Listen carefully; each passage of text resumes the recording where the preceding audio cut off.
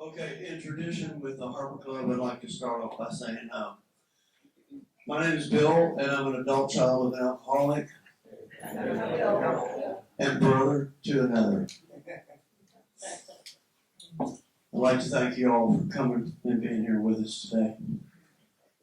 What I'd like to do is tell a few stories about Eric. I mean, that's the tradition here is sharing at the Harper Club. So I want to tell a few stories about Eric that very few people know. And I look forward to hearing your other stories that you may have about my brother as well. And I'm so glad we're doing this here today instead of a church, because I think it's more of a joyous occasion instead of sad. To begin with, all three of us Horde kids were born in the month of July.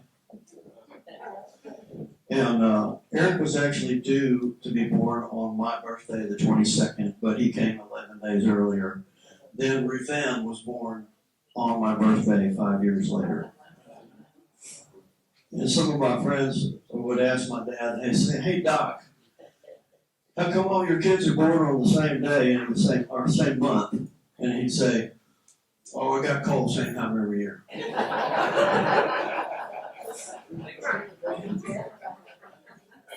So when Eric was about 3 or 4, our mom, Joanne, wanted a girl so bad that she let Eric's hair grow out into curls.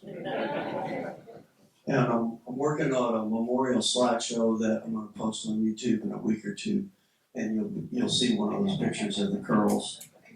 So one day, Dad came home to find that Mom had put a dress on Eric. So my dad said, "That's it. We're going to the barber." So maybe a year or two after that, we become aware that sometimes our dad would come home different. And I mean drunk. So one day he came home hammered, and our dad kind of turned mean when he drank, unlike others that were happy drunks. So he comes home and Mom and Dad are arguing in the kitchen, and Eric and I are hiding behind Mom's pants legs. And all of a sudden, Eric pops out and gets right in between them and kicks Dad in the shins and says, "Get away from us, you old drunk." And I mean, the bravery he had at such a young age still amazes me. But Eric paid the price for that, confronting our dad that day. For many years, his dad pinned a target on him through the years. He emotionally abused Eric. He was never physically abusive, but the belittling ate away at Eric, and I think eventually led to his addiction. So, you fathers out there, watch what you say to your kids and how you say it. Another adorable story I like to tell about Eric is one Christmas when we were very young, Dad would tell us, "Okay, write a letter to Santa and tell him how good you've been and what you'd like for Christmas." Well, Eric was so painfully honest that he wrote to Santa, "I have tried to be good and I cannot do it."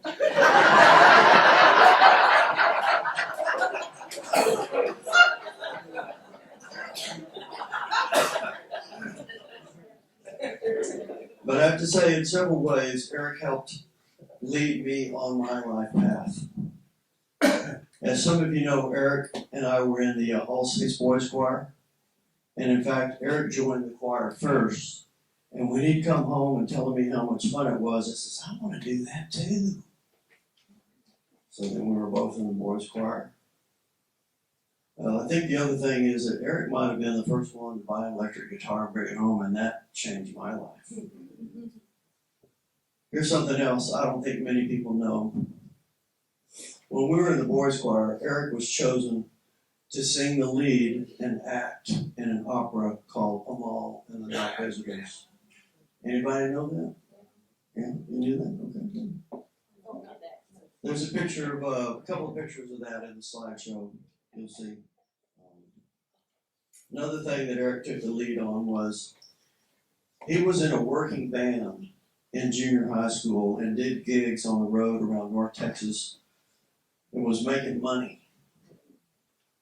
I think it was called Brick Window or Slick One Wet with Jamie Sutton. And I was so impressed and jealous. As most of us know, Eric struggled with addiction most of his adult life. And as with most people in the program, it took about a dozen times in and out of AA to finally get it. I have to say, I was so proud of Eric that he was sober the last almost 4 years of his life. And thanks to many of you in this program here at Harbor Club, Eric reached a quality of life that he had never achieved in his adult life. So I know the program works. So learning from Eric's sobriety, if I had anything to share with those people in the program, is stick with it and do all the steps. In closing, I'd like to give a special thanks to my sister Ruth Ann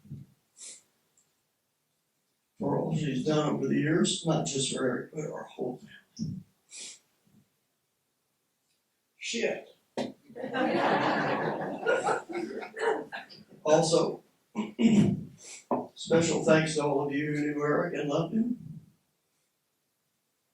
especially Lee Montgomery, Kim Henderson, Danny Dean, Jenny Cochran, Chris Lucan, Dave Ratliff, Brian Ratliff, Larry Fuller, Bubba Boyd, Calvin Eaton, Alan Gardner, and many more. I like to think of Eric as like the George Bailey of the character in It's a Wonderful Life. Because to me, he was like the richest man in Fort Worth because he had more friends than anybody I knew. Thank y'all for coming.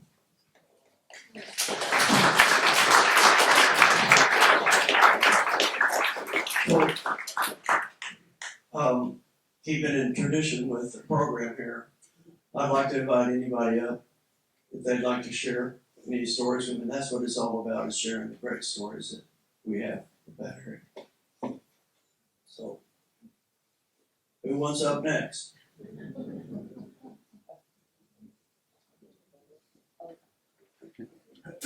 All right, Lee Montgomery, come on up.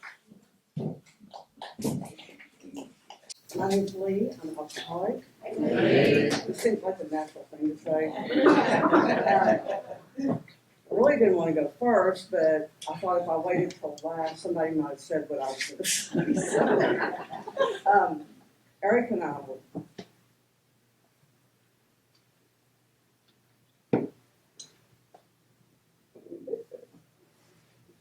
anyway. Like this. So, Eric and I really, I don't know if you want to do that. We were really good friends. We did so much together. He, of course, was into music, and I was into music, and we used to have the most fun because, you know, a song would come on, and he'd try to show off that he knew who that was, and I'd say, well, who wrote it? And I'd say, well, da-da-da. And I'd say, what year was it? And he'd say, I think it was around 78. I'm like, no, 79. You know, it was just fun banter, you know, and he was just always fun to be around. He did not have an ugly bone in his body. I never heard him say a critical word about anyone. I don't care who, what, where, and why, or how. He never said it. And trust me, I was with him in the times that he could have said that. You know? Towards the end, the last, we just had so much fun. I brought some pictures, pictures of the rodeo, and pictures of him playing in the band. You know, he loved, that was his favorite, playing. So, you know, I was kind of like an Eric groupie. I go and I bring some friends, you know, we go have the best time and dance. And I know y'all have not heard me sing. You don't want to hear me sing. But I'd be with Eric and, you know, something would come on, I'd go, oh, bah, bah, bah, bah, you know, and he never laughed at what I sang, he never said anything like, could you turn it down a little? You know, there's always a comment when I start singing that's not positive. But he just, you know, smiled and whatever. We'd sit on his porch in the summer and play music and watch the stars and the moon and get some fresh air, and it was wonderful, and I miss that. Can I add something? Mhm. She's a retired RN, and she helped interface Eric with all of the medical needs that he had these last few years. And she's like the angel of mercy to me. I have horns. I did the best I could. You know, Kim and I were with Eric when he got diagnosed. We'd taken him to the VA and got those tests. And then, you know, we were with him all through that and to the end. Eric and I would talk about going to the light. And I have never seen a braver man. He was gentle, he was courageous, he was kind, and he was brave. Those last 3 or 4 months were hard on him. He was with the VA, and I kept wanting to get in the civilian world, you know, and, you know, at the end, he wanted to go civilian, and got him a doctor, and but anyway, he ended up, for about a month and a half, I was going to take him to the ER about once or twice a week. But that's what his doctor-to-be said, you know, you've got to go, you know, so I take him, you know, and it was a crummy way to help relieve your pain, but he did not complain about pain till the very end. And when he called me and said, I need to go to the ER, he needed to go to the ER, you know, and I got over there and Kim had helped, you know, and all y'all were thinking positive thoughts. I was with Eric when he passed. He had some visitors through the week, and he was very glad to see them, see them Stan and Bill, you know, and he knew people loved him. He knew that y'all were thinking of him and praying for him. But being a nurse and working on a unit, or even helping some of my other friends when they're very sick, Eric never said an ugly word to anybody in the hospital. You know, as a nurse, I don't know who else is in healthcare here, but you know, you usually get dropped out at least once. He never said an ugly word. You know, if you call for pain and it's like taking 20, 30 minutes to get it, you get really cranky usually. He didn't. And he didn't just hurt a little. He was eaten up, head to toe. He had cancer, facial, in his brain. He had it done his spinal cord. He had it all through here. He had it in his lungs, all the way through his abdomen, going to the hip and all the way down. So he was hurting. You know, it wasn't just a little pain. And I would just be amazed because I thought, good Lord, I've never seen anybody handle it like that. Never. And I've worked with several people with cancer. Anyway, so I was going to read this little thing about walking in the light, and then I'll finish up. It's called Walking in the Light. And it talks about the Bible, so excuse me. It comes from the Serenity Prayer. The Bible tells us not only that God is love, but also that God is light. This passage goes on to say that we need to walk in the light if we really want to experience God fully. This doesn't mean that we have to be perfect, but it does mean that we must be willing to be honest, to take off our masks, to be open and transparent in our relationships, and to admit our failings and faults, and above all, stop lying and speak the truth. Becoming this kind of person and living this kind of life puts us at the very heart of God's general will. We need to be clear that these three aspects of God's general will do not rule out personal choices. We still have to decide for ourselves how we intend to develop and use our gifts.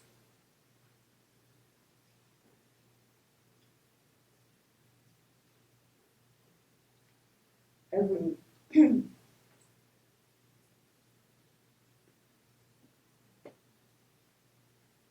we make these kinds of decisions, we can certainly ask God for wisdom along the lines of my suggestion. God gives us special insights and prompting, but in the end, we ourselves have to take responsibility for our choices and actions. And I just opened this up to this today, and I thought, it's talking about one and being, looking forward to a lot. Eric brought up dying several times with me, and one night we were at Harris Hospital, and Kim and I were Kim was decorating his hospital room with Halloween stuff, and he started, talking about dying, and he was scared, and Kim just broke out this beautiful, just has a play with words, telling him what heaven is like and what it's going to be like in that afterlife. And I was like, I wish I could speak on her. But, it made him feel good. It made all three of us feel good. He was transferred from Harris Hospital to Garden Terrace, where he went from palliative care to hospice care. And he was transferred on a Saturday morning. Okay, well, we learned that the medications don't get there until Monday night. And he was in that kind of pain, okay? What I was just telling you about, he was in that incredible kind of pain. And he wasn't,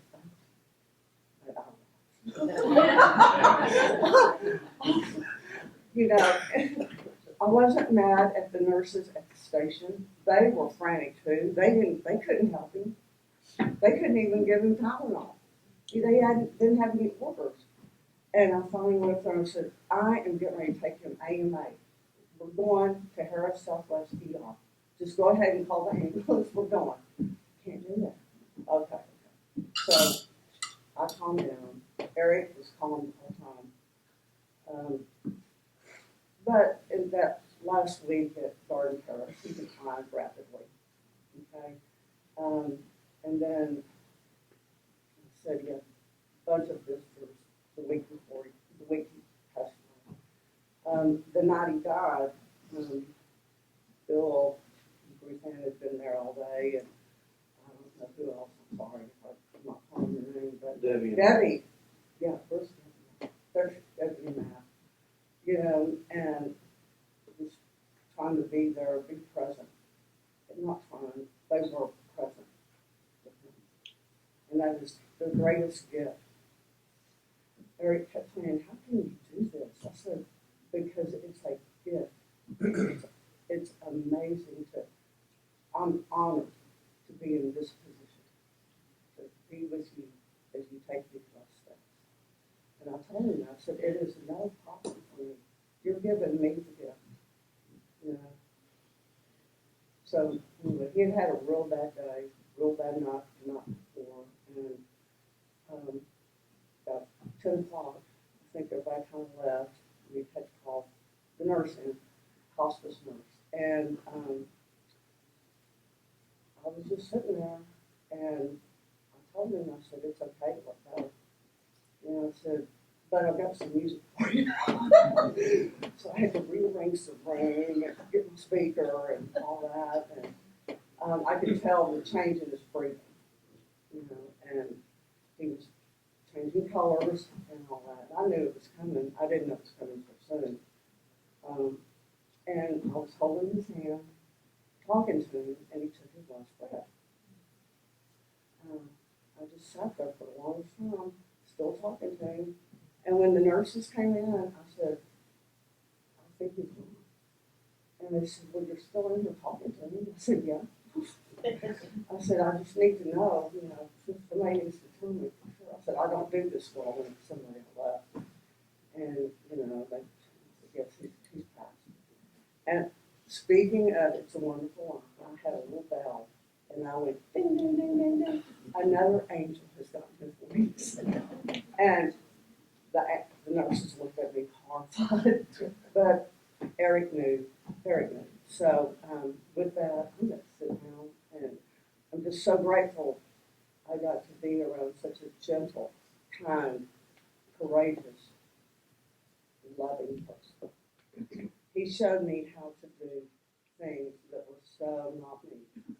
So, thank you.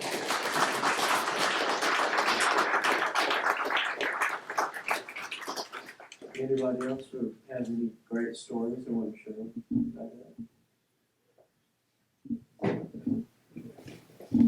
Or if not, I'm going to read a text that I sent to Eric.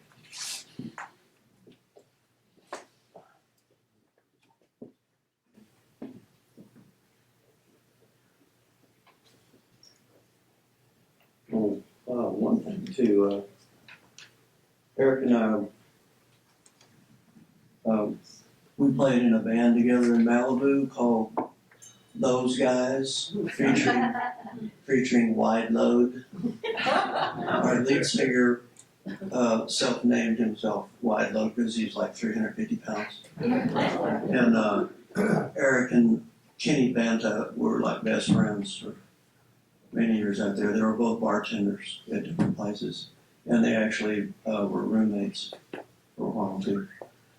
And we've got some pretty fun videos of us playing together at different venues. And when I moved into my house some like 9 years ago, those tapes got tucked away for so long, and Eric was always bugging me, find those tapes. So the Monday before I flew into Texas, I said, okay, God, you got to help me find these tapes. Took 3 hours, but I did find them. And then there was the trick of trying to get it into a format where I could show him, but I did finally get it on my iPad. And that Friday I came in and put the iPad in front of him, and Eric kind of opened up one eye. A little grin came on his face, so he knew. I said, I found America. Thanks. And one of these days, those will also be posted on YouTube. My YouTube channel is Bill Horn Music. You can probably find Eric's memorial very easily. It's going to be under Bruce Ericson Horn Memorial Slideshow. But any of the other music videos like that, it's probably not going to have Eric's name in the title. So you have to go to my channel and look for the Wide Load. Okay, so when I knew Eric was getting close to transition, Eric and I had been, we talked every day for the last few years, sometimes twice a day. And, I have musician's hours, so I get to bed about 4 or 6 in the morning. And a lot of our best conversations was right before I went to bed, and he was just getting up. And but when he got worse, I could tell he wasn't really able to hold a conversation very well. And I wanted to share with him my feelings about transitioning. So at least he got my text. I texted him, sweet brother, try not to be sad or scared. We will all transition at some time. It's going to be beautiful on the other side, incredibly beautiful and loving. It's just a body that gives out, but spirit lives on. I'm coming back on October 27th for a week, and we can spend time together, even if it's in silence. When each of us crosses over, we will reconnect with friends and family, like Mom and Dad, and Lexi, which was a girlfriend that got killed in a car crash many years ago, and Wide Load, who had passed, Don Brader, Jerry Williams. All of y'all will have an awesome band together. Only God knows when each of us will pass, but if you happen to pass before I get there, just know everything will be all right for both of us, and someday we'll all be together in that beautiful place. No one should have to endure this kind of pain, so a transition would be a welcome experience. You always did lead the way in many instances in our lives, and I honor and love you for that. And we can always reconnect through spirit. When you go, a little piece of me will go with you, and that's how we can stay connected. You've got this, and your 3-year sobriety has spiritually prepared you. Wow, you can even hang out with John Lennon and George Harrison. Hope to see you soon. Your loving brother. So come on, other people have got stories. Harry Phillips, you got one?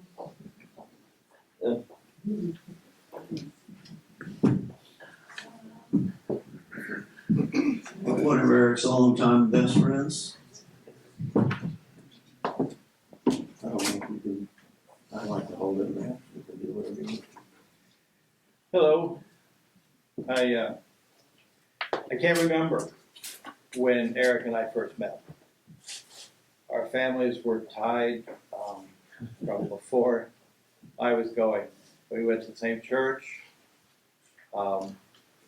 In fact, my mom sold the Horns the house that they lived in on Dexter.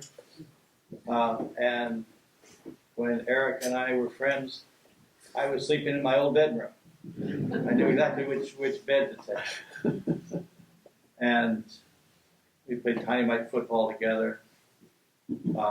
We played football through high school together.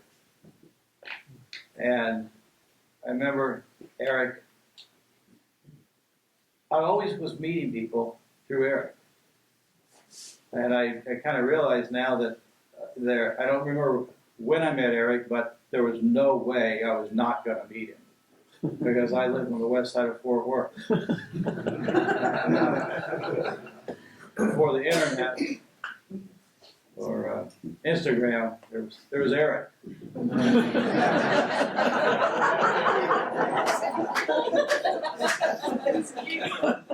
And, you know, I was a football player, an athlete, and Eric was my friend, and he was friends with Ned Van Zandt, and then Ned was friends with Ricky Clifton, and through Eric, the four of us became friends from 7th grade through 12th grade.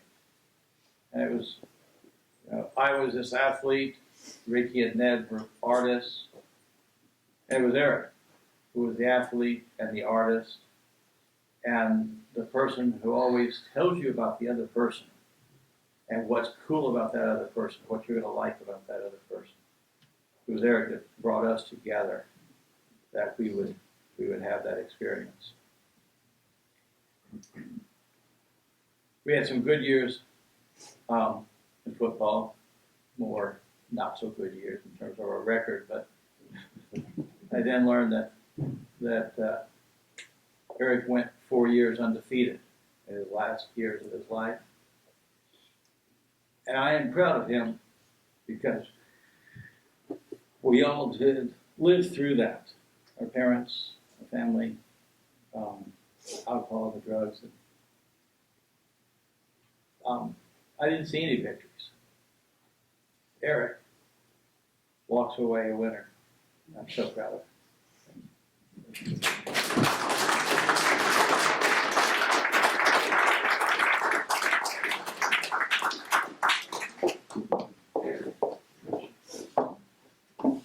Hi, my name's Jana. I was a friend of Eric's. I met you up at the hospital, or the hospice place, yeah.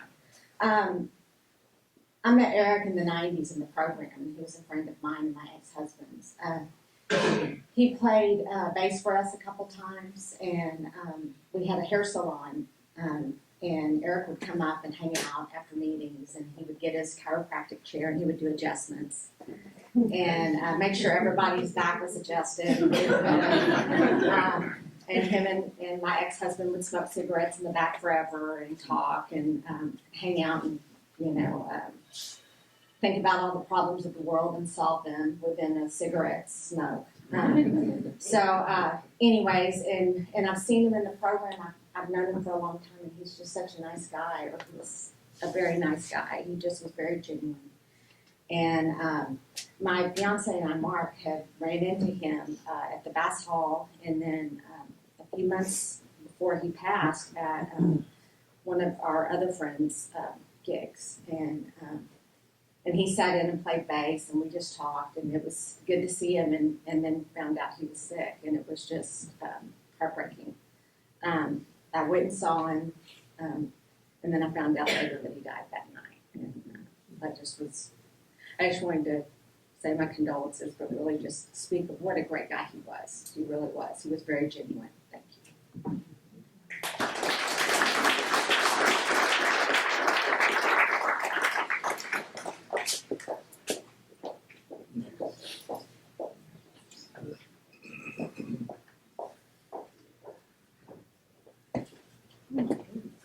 My first girlfriend's older sister.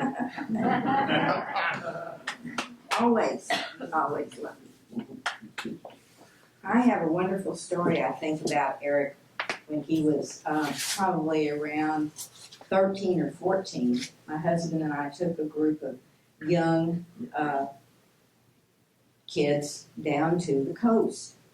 Bill, my sister Shelley, Eric, I can't remember who else, but there was a whole group, and the houses down there up on stilts, and they usually have balconies so you can look at the water and enjoy, the scenery.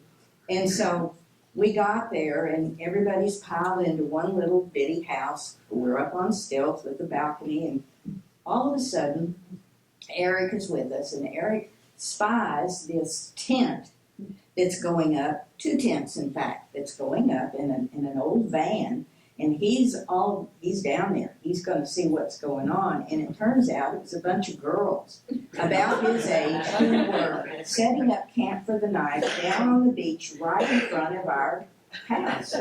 Well, as the night went on, everybody did their thing. They had a campfire. We did what we wanted to do, and the night went on, and we went to bed. Everybody went to bed.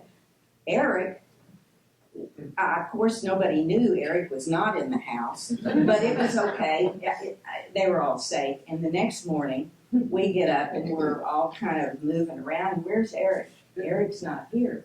Well, did he come in from the beach last night? I don't know. We don't know. So somebody stepped out on the porch and they said, well, the camp's gone.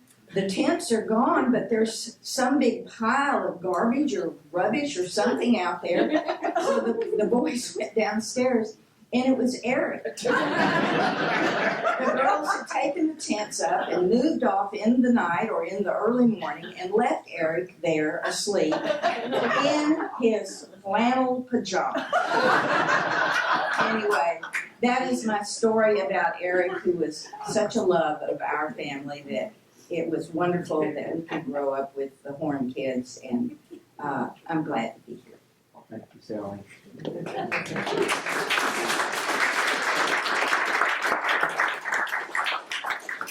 Anybody else?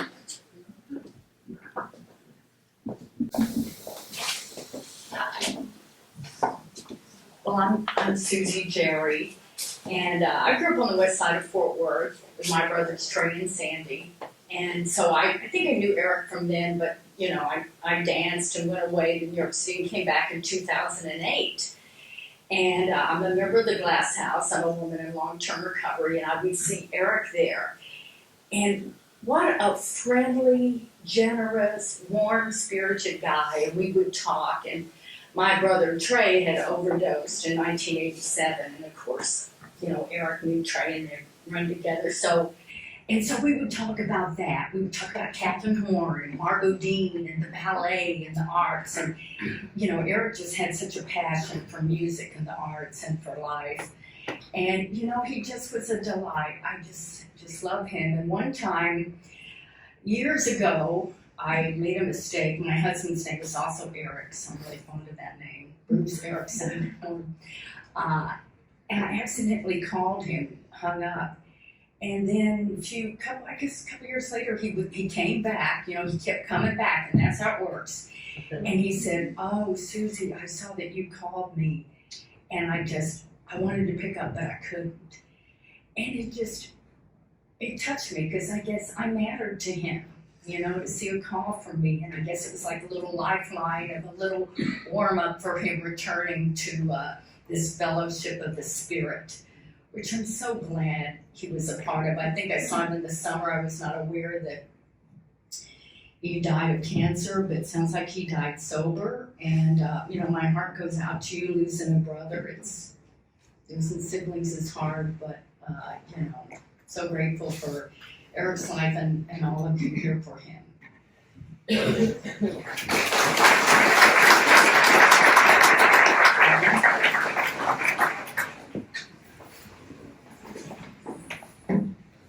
How y'all doing today?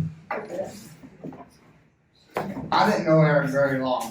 I met him in January 6th of 2020. We were both at the Liberty House together, which is a program for veterans. And I'll never forget, you know, he was showing me around the place. And he was showing me the laundry and what we had to do. We had to put our room number and the time that we put our laundry in the machine.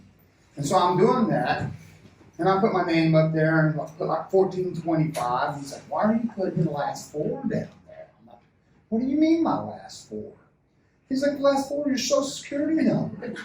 I'm like, "That's the time." I'm like, "What branch of military are you?" And he said, "Coast Guard." And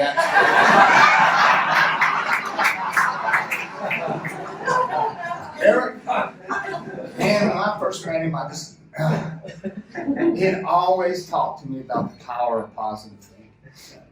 And he was really into that. And I was, you know, I wasn't the best frame of mind at the time. And every day it always just pounded out in my head. I wanted to choke him to death. You know, he made a big part in my life for the short amount of time that we'd known each other. And he introduced me to my sponsor. And every day he would always tell me, but he'd make a point every day to tell me, "You're doing good, just hang in there, hang in there." He would bring me down here on a daily basis. Might not get me back, but he'd at least get me down. Unfortunately, I wasn't with Eric towards the end, but he was a wonderful man. And, you know, at the Liberty House, he used to sit down, because we lived a very close environment for all of us to be living in. And Eric, man, it didn't matter if you got a runny nose. It was like, wow, man, come on, just suck it up and get it on, you know. I'm career military, by the way. Anyway, the day he told me, and I always looked at him and was like, wow, come on, man up. The day he told me he had cancer, I have never been so set back in my life because of the bravery. He was the last person I would have expected to have faced that with the bravery and the courage that he did. And that always set really deep in my heart. I wish I had spent more time with him before he passed. But in the short time I knew Eric, he was one of the brighter persons I've ever met in my life. Thank you.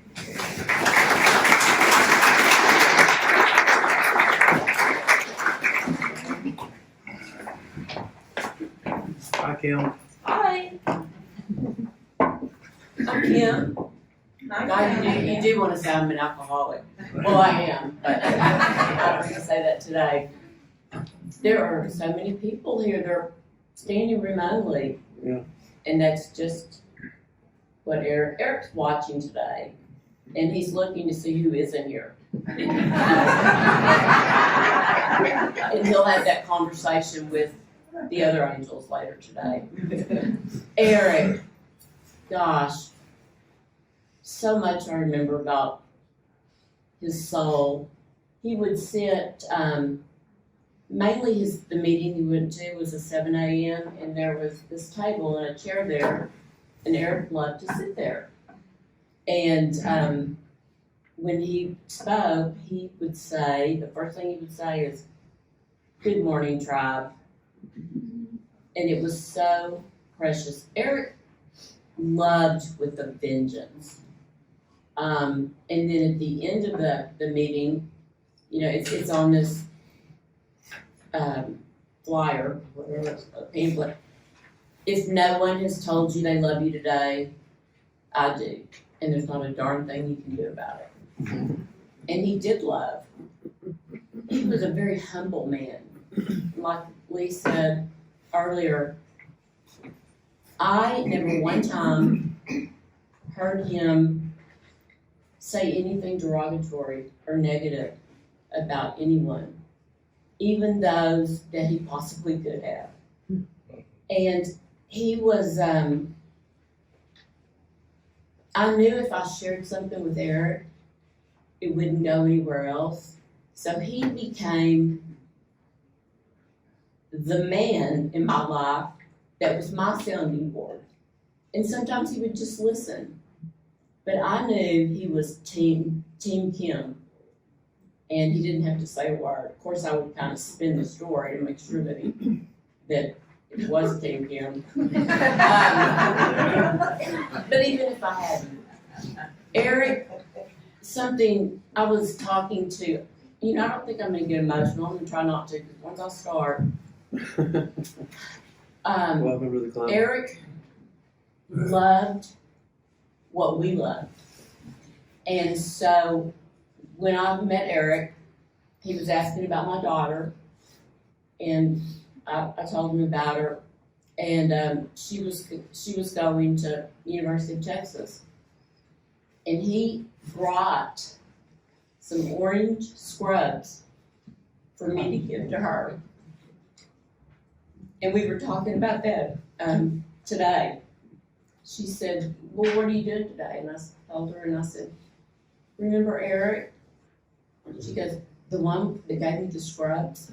They were a size 3X, and she said, "It's tiny." She likes things oversized. But she remembered Eric and the kindness. And when he found out there's another person, and it doesn't have to be anonymous because this is an alcoholic meeting, but a girl named Rosalie has these 2 children, and they like some type of special car.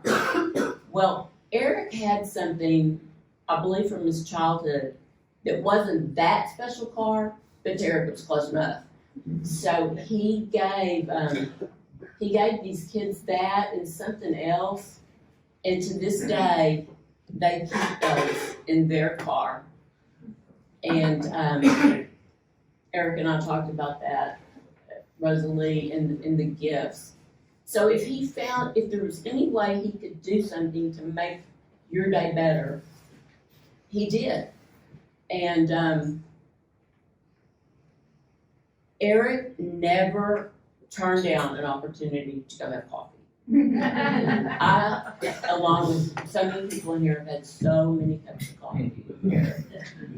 And you knew when you were going to do that most of the conversation was going to be about musicians.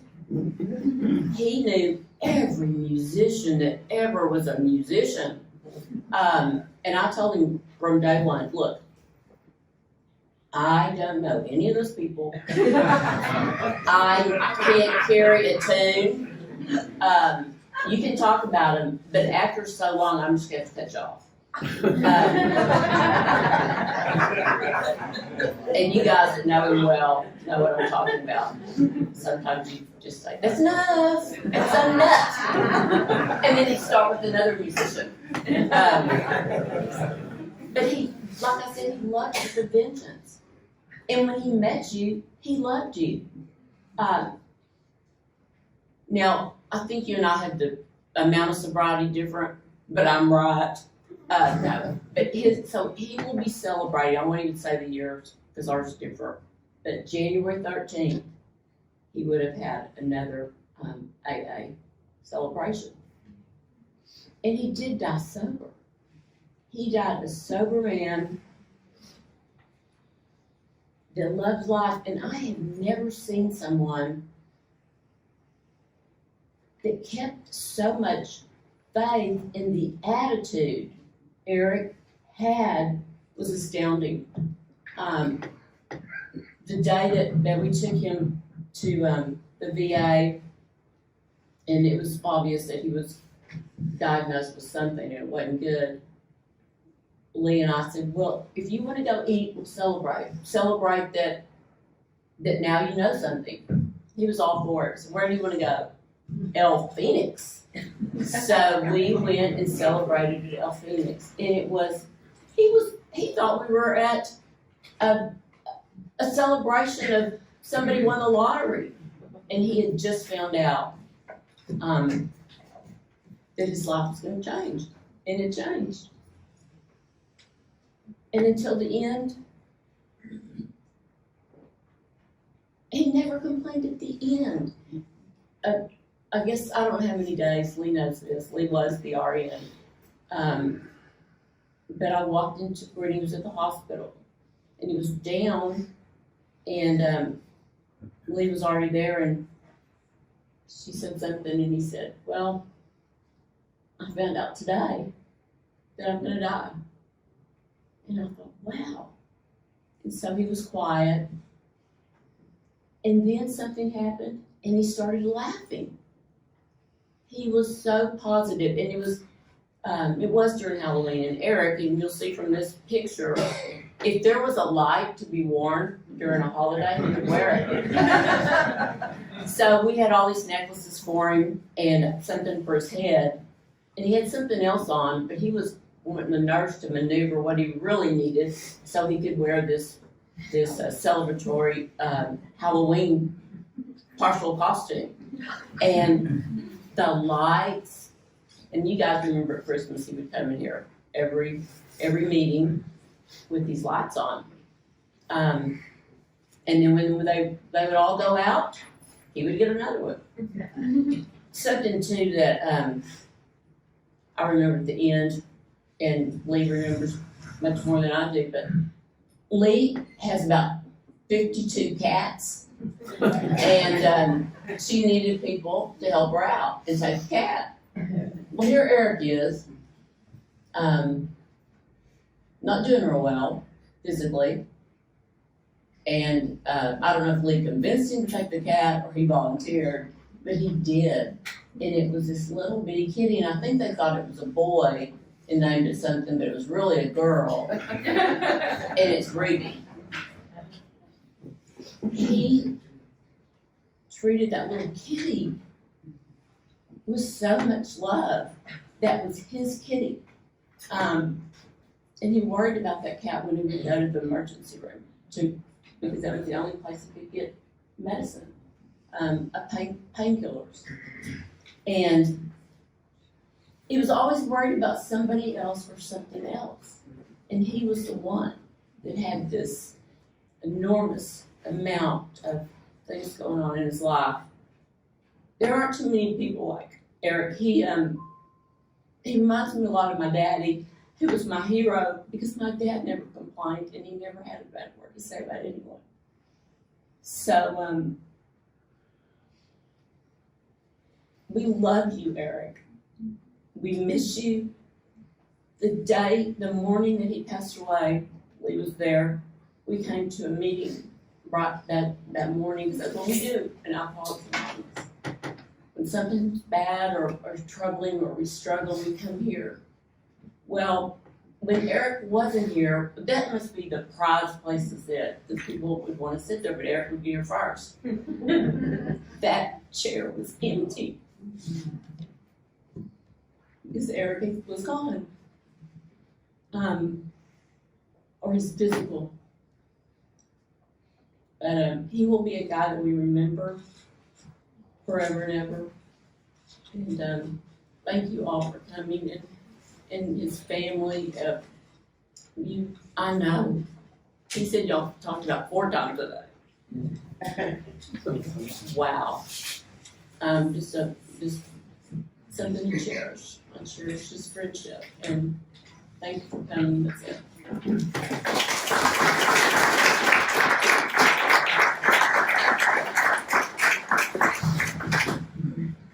Jay. I thought you had a dumb beat 2 minutes from now. This is one of my best friends all time, Michael J. Downey. Yeah. Hi, I'm Michael J. Mahoney. I'm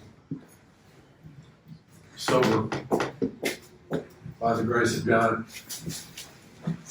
Addict and alcoholic for 35 years. I'm glad to be here on behalf of Bill and Ruth Ann. I just want to say, Eric was a real treasure. He was, I know he could be really a challenge for his family. And he didn't mean to hurt anyone, not ever. Eric was full of love and full of joy. And sometimes, when we deal with our personal demons, things can get a little mixed up. And we wind up hurting the people that we love the most. And that's not ever an intentional thing. It's just the way that it goes. I know that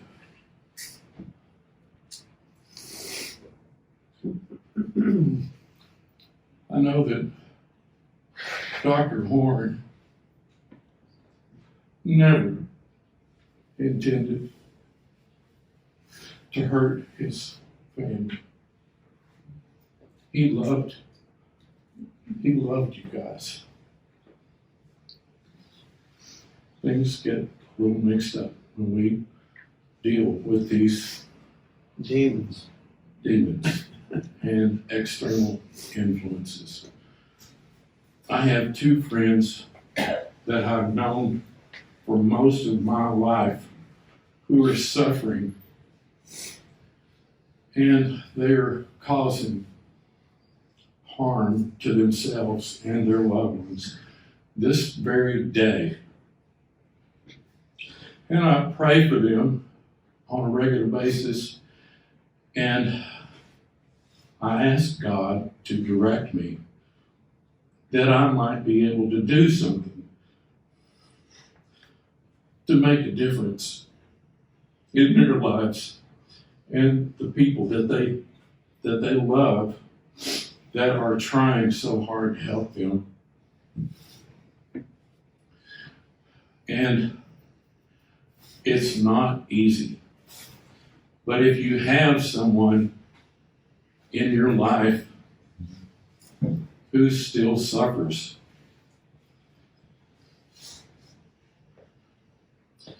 you have to do something. We have to be in action. This is not only a program of prayers, but it's one of action.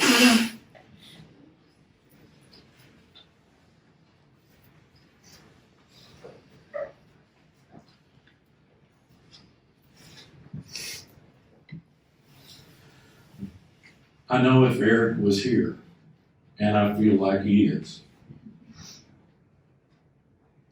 he would be smiling, he would be hugging everybody. He loved you. He loved you. You always knew when you were with Eric, even when he was struggling, he still loved deeply. So,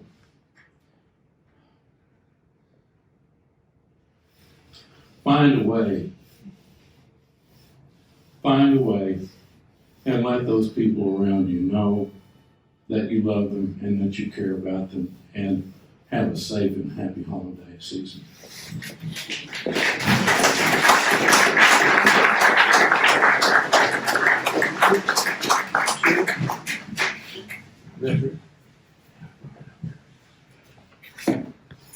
Whew. That was good. If there's anybody else? All right, well, in closing, I'll share one more story that, when Eric, finally went into the VA program in Bonham, and, eventually went to the Liberty House. And then he, qualified for housing, and he finally got this 2-bedroom house over on Birchman. And he was so happy. He finally got his own place. And I came back in June during the pandemic. I said, fuck it, I'm going back. I'm gonna be there for Eric and help him. And Matt Patton helped us get furniture in there for him. And once we were all in there and settled in, and I told Eric, I said, I don't know if this was before we found out he was sick or not, but you know, he was suffering from COPD, sleep apnea. Then he found out he had calcification of the heart valve on top of the big C. But before all that, he got in the house and we were sitting around together just shooting the shit. And I said, Eric, if you happen to die while you're sober, you win. And he went out a winner. So thank you so much for hanging with us and being here today. And we got 25 more minutes we can hang out if you want. So thanks again for coming. God bless.